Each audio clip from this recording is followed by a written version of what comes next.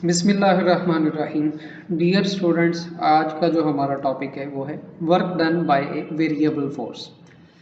Last time जो हमने topic पढ़ा था वो था work done by constant force.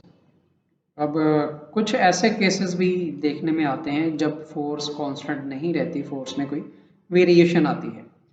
जैसे हम एक स्लोप पे जा रहे हैं, तो स्लोप पे जाने का मतलब है कि हमारी हाइट जो है वो चेंज हो रही है with the passage of the time. अगर हाइट चेंज हो रही है तो डेफिनेटली ग्रेविटेशनल एक्सेलरेशन की वैल्यू भी चेंज होगी। अगर ग्रेविटेशनल एक्सेलरेशन की वैल्यू चेंज होती है तो उस सूरत में फोर्स की वैल्यू भी चेंज होगी।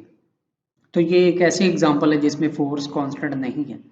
कॉमनली फॉर सिंप्लिसिटी हम ग्रेविटेशनल फोर्स को कांस्टेंट कंसीडर कर लेते हैं, लेकिन एक्चुअली ग्रेविटेशनल एक्सेलरेशन की वैल्यू चेंज होती है, उसके साथ फोर्स की वैल्यू भी चेंज होती है।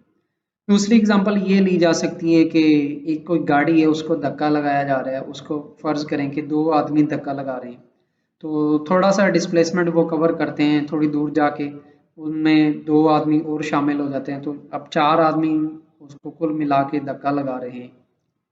तो उस सूरत में फोर्स आपने देखा कि पहले कम थी, तो जब चार आदमी धक्का लगा रहे हैं फोर्स ज़्यादा हो जाएगी। तो यहाँ पर भी ये एक ऐसा केस है जिसमें फोर्स वेरिएबल है। तो कंसीडर करते हैं कि फोर्स वेरिएबल है और कोई पार्टिकल मूव करके जाता है ए पॉइंट से बी पॉइंट की तरफ। ये जो शो किया गया यहाँ पर, ये पॉइंट फॉर एग्जांपल ए है और ये फाइनल पॉइंट बी है।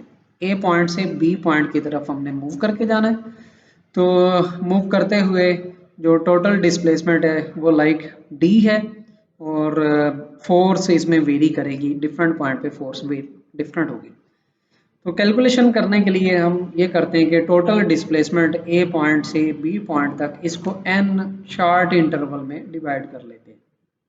लेकिन याद रखें यहाँ पे जो इंटरवल है वो डेल्टा डी, ये एक जैसा नहीं है, ये डिफरेंट है। मतलब ये ज़रूरी नहीं है कि ए से बी तक अगर हमने इसको एन इंटरवल में डिवाइड किया तो ये इंटरवल एक जैसे ही हों। पहला जो इंटरवल है डिस्प्लेसमेंट का वो डेल्टा डी वन है, जो कि ये वाला है जो मैंने अभी शेड किया है। इसी तरह से डेल्टा डी टू उससे अगला इंटरवल होगा, तो आखिरी जो इंटरवल होगा वो डेल्टा डी एन होगा। तो हमने एन पैचेस में, एन इंटरवल में डिस्प्लेसमेंट को डिवाइड कर लिया। तो पहले इंटरवल पे जो फोर्स खर्च होती है वो F1 है, दूसरे इंटरवल पे जो फोर्स खर्च होगी वो F2 है। इसी तरह आखिरी जो इंटरवल है उसके लिए फोर्स खर्च होगी वो Fn है।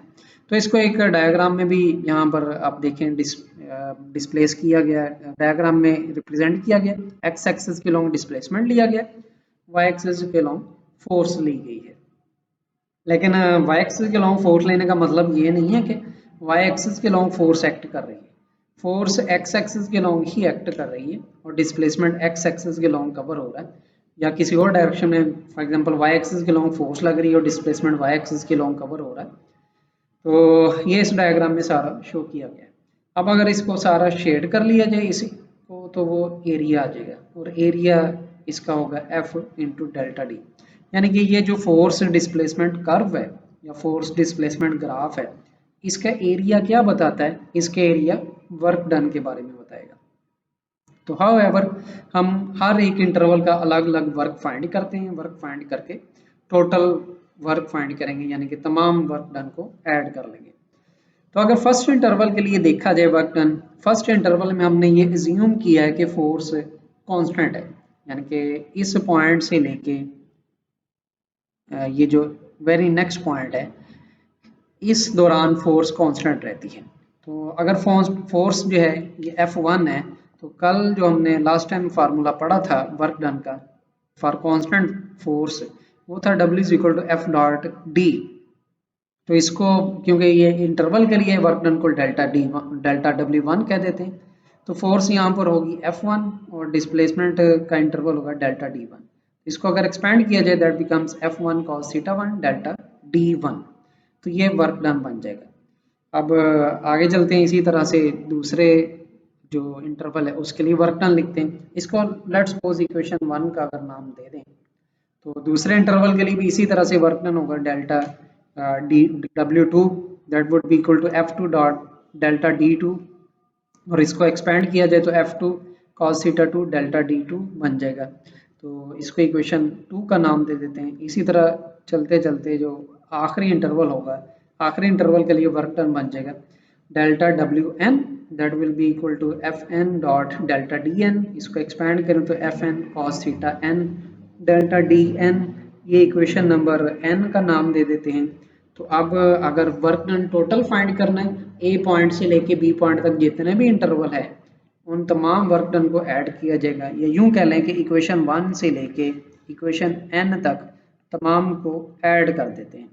तो अगर इन तमाम इक्वेशंस को ऐड किया जाए, ये बन जाएगा WT total work done equal to delta W1 plus delta W2 plus so on up to delta WN। Equation 1 से लेके n तक तमाम वैल्यूज पुट कर देते हैं। डेल्टा W1 की जगह आ जाएगा F1 cos theta 1 delta D1, W2 की जगह F2 cos theta 2 delta D2, और इसी तरह से Wn की जगह Fn cos theta n delta Dn आ जाएगा। तो यहाँ पे इसको स्टैटिस्टिकल टर्म सिग्मा यूज करके लिखा जा सकता है। अगर स्टैटिस्टिकल टर्म समीशन या सिग्मा यूज किया जाए तो टोटल वर्क डन आ जाएगा summation I from 1 to n Fi cos theta i delta Di। अब यहाँ पर I क्या चीज़ है? I को इंडेक्स कहा जाता है। इंडेक्स एक ऐसा नंबर है जो इस सम को डिफाइन करता है। यूं कह लें कि I की वैल्यू जब 1 रखी जाएगी तो यहाँ पर Fi जो लिखा है I की जगह आ जाएगा 1। इसी तरह cos थीटा I जो लिखा है I की जगह 1 आ जाएगा, डेल्टा D I की जगह 1 आ जाएगा। तो ये टर्म मिलके बन जाएगी F1 cos theta 1 delta D1, जो कि यहाँ पर लिखी गई है। फिर समीशन ये बताएगा कि इसको ऐड करना है। फिर I की नेक्स्ट वैल्यू है 2। यहाँ पर अगर 2 पुट करें तो ये बन जाता है F2 cos theta 2 delta D2। तो ये बन जाएगा F2 cos theta 2 delta D2। तो ये नेक्स्ट टर्म बन जाएगी। इसी तरह I की अगली वैल्यू 3 होगी, 4 होगी, और आखिरी वैल्यू जो वो यहाँ पर बताई गई है वो है n। आखिरी वैल्यू जब इधर I की जगह रिप्लेस की जाएगी तो ये बन जाएगा Fn cos theta n delta Dn, जो कि ये वाली आखिरी टर्म नजर आ रही है।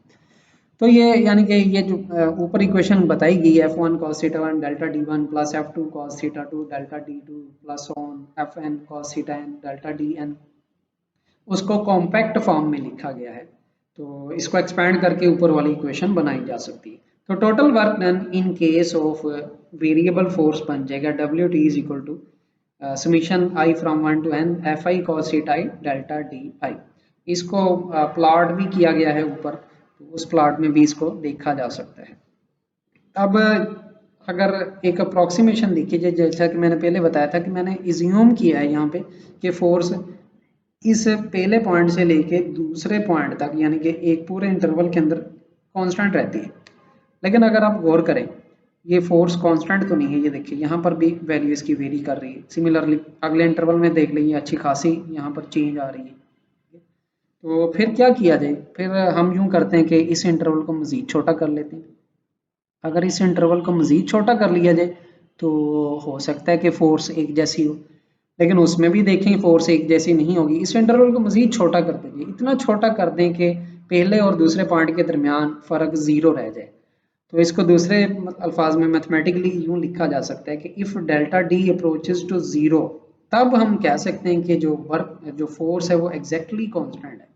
तो एग्जैक्टली कांस्टेंट फोर्स लेने के लिए लिमिट लगा देते हैं।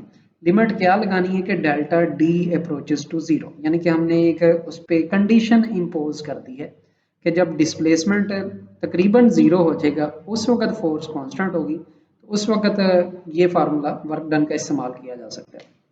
तो टोटल वर्क डन आ जाएगा limit delta D approaches to zero summation I from 1 to n Fi cos theta i delta Di। तो ये फार्मूला बन जाता है वेरिएबल फोर्स के लिए। तो इसके बारे में अगर कोई क्वेश्चन है तो आप पूछ सकते हैं, और कोई भी कन्फ्यूजन है तो आप कमेंट्स में लिख सकते हैं।